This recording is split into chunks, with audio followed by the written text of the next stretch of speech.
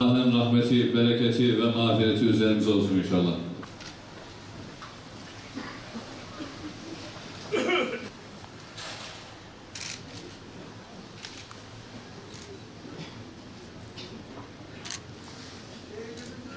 Allahu Ekber.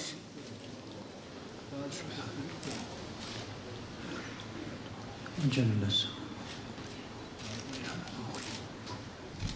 Allahu Ekber.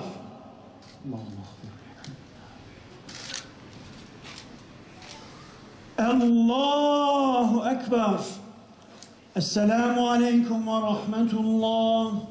Esselamu Aleyküm ve Rahmetullah. Allahu Ekber, Allahu Ekber, la ilahe illallah, Allahu Ekber, Allahu Ekber, lillahil hamd. Allahu Ekber, Allahu Ekber, la ilahe illallah, Allahu Ekber, Allahu Ekber, lillahil hamd. Allahu Ekber, Allahu Ekber, la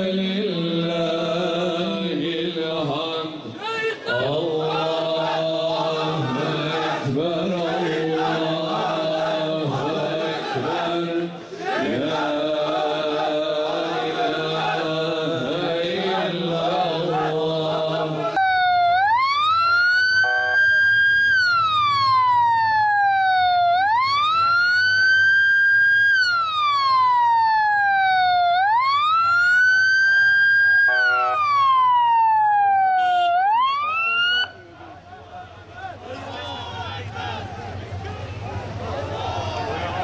Aynen.